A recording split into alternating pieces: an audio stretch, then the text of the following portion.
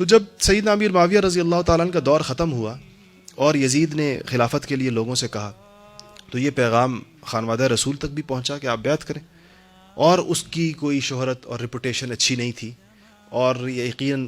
جو اس کی شہرت کی بنیاد پر سیدنا حسین رضی اللہ تعالیٰ عنہ اس کو خلافت کا مستحق نہیں سمجھتے تھے یا بیعت کے لیے اس کے لیے تیار نہیں ہوئے۔ ادھر سے لوگوں نے بھی لکھ لکھ کر بھیجنا شروع کر دیا، اہل عراق نے، کہ جی آپ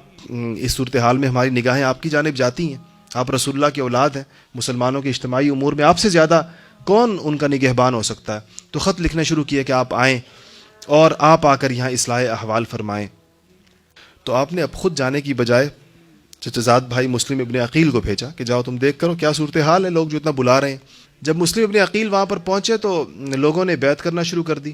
اور یہ تعداد آنن فانن 10,000 12,000 16,000 18,000 تک جا پہنچی، جو لوگ کہہ رہے ہیں کہ ہم آپ کے ساتھ ہیں۔ تو جب پتہ چلا ارباب اقتدار کو، انہوں نے لوگ بھیجے کہ جا کر ان لوگوں کو دھمکاؤ، یہ کیوں، یہ کیا کر رہے ہیں۔ تو جب دوسرے لوگ آئے ان کو سمجھانے کے لیے، تو بیعت والوں نے ساتھ چھوڑنا شروع کیا، اور جس ہزاروں کی تعداد میں یہ ساتھ ہوئے تھے اسی ہزاروں کی تعداد کے ساتھ ہی واپس ہونا شروع ہو گئے، اور ہوتے ہوتے ہوتے کہتے ہیں کہ صبح سے لے کر شام تک میں ابن عقیل کے ساتھ 30 بندے رہ گئے، اور رات کو وہ 30 بھی نہیں تھے، اکیلے تنہا کھڑے تھے۔ اتنے تنہا تھے کوفہ کے اندر کہ کہتے ہیں رستہ اور گلی بتانے والا کوئی نہیں تھا کہ یہ حسین ابن علی رضی اللہ تعالیٰ عنہ کے چچا زاد بھائی اور حضور کے بھی رشتہ دار، کہ یہ اس کو رستہ، جس کو دعوت دے کر بلایا ہے اہل عراق نے، کہ اب یہ بتاؤ کہ اس کو رستہ بتاؤ، گلی سے کہاں نکلے گا ہی۔ بہرحال ان کو وہ گرفتار ہوئے اور ان کو شہادت ہوئی، اور انہوں نے اپنی شہادت سے پہلے اس بات میں، وہ چونکہ ایک پیغام تو 18,000 لوگوں کی اور ہزاروں لوگوں کے ساتھ ملنے کا پیغام تو حضرت حسین کو جا چکا تھا، اور کہ بہت وہاں پر تو لوگ اس پر ہیں، تو آپ سفر بھی فرما چکے تھے۔ آپ کے سفر کا، مدینہ منورہ سے سفر فرمانے کا منظر بھی بڑا عجیب و غریب۔ جب آپ مدینے سے جا رہے تھے اور خواتین اور مستورات بھی ساتھ تھیں، تو سب سے پہلے اپنے ابن عباس رضی اللہ تعالیٰ نے روکا اور کہا کہ مت جائیے، یہ جن لوگوں کے بھروسے پر آپ جا رہے ہیں یہ وہی لوگ ہیں جن کی ساتھ سے تنگ آ کر آپ کے والد موت کی دعا مانگا کرتے تھے، کہ یہ وہ بے وفا طبقہ ہے۔ لیکن آپ نے فرمایا کہ نہیں، اب میں جاؤں گا۔ عبداللہ ابن زبیر نے روکا اور بہت کہا کہ آپ نہ جائیں، آپ نے فرمایا نہیں، میں جاؤں گا۔ ابن عمر آئے، سیدنا عمر کے بیٹے، انہوں نے روکا،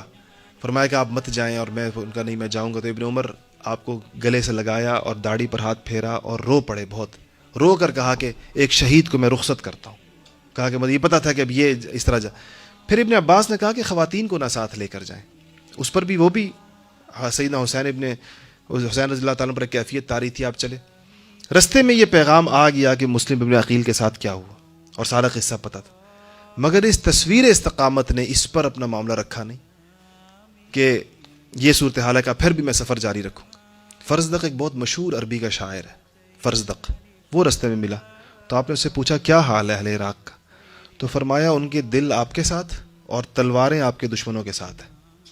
عجیب ایک جملے میں اسے تعبیر کی کہ یہ وہ لوگ ہیں، دل آپ کے ساتھ ہیں لیکن تلواریں آپ کے دشمنوں کے ساتھ ہیں۔ مطلب یہ کہ وہ آپ کے خلاف، اس سے اندازہ لگائے نہیں، وہ حق پر حسین ہی کو سمجھتے ہیں مگر استقامت نہیں ہے۔ بڑی عجیب بے بسی کی تصویر تھی۔ اس طرف خواتین ہیں اور وہ نہیں چاہتے کہ ان کی بے پردگی ہو، ادھر شیرخوار بچے ہیں اور پھر جوان ہیں سارے کے سارے، اور یہ رسول اللہ کی اولاد ہے ساری کی ساری، اور ایک کے بعد ایک گرا ہے، ایک کے بعد ایک گرتا ہے۔ خیموں کی طرف کوئی بندہ جاتا نظر آتا ہے تو حضرت حسین نے ایک موقع پر یہ جو حر جو دوسرے لشکر سے ادھر آیا نا، وہ ایک عجیب دہائی دی سیدنا حسین نے کہ آج کوئی نہیں ہے جو رسول اللہ کی اولاد کا ساتھ دے۔ یہ کہا تو اس پر ایک ادھر سے ایک لشکری حر کے نام سے تھا، وہ اٹھا اور اس نے اسی وقت ادھر سے نکل کر ادھر آ گیا، کہا کہ میں آج ادھر اس امید پر آ رہا ہوں کہ شاید بروز قیامت آپ کے نانا کی شفاعت ہو جائے، کی شفاعت نصیب ہو جائے، اس امید پر آج آپ کے ساتھ۔ تو جب وہ ادھر آئے، وہ بھی شہید ہوئے، سیدنا حسین بھی شہید ہوئے، علی اکبر بھی شہید ہوئے۔ میں نے اس طرح عرض کیا کہ 6 بھائی ہیں حسین کے، 2 بیٹے، 3 بھتیجے، حسن کے بیٹے، جعفر طیار کے بیٹے، عقیل کے بیٹے، پوتے، یہ سب اس میں شہید ہوئے، جن 20-22 افراد تو خود خانوادہ رسالت کے لوگ ہیں اور باقی دوسرے ساتھی ساتھ تھے۔ تو جب ان کا سر کاٹ دیا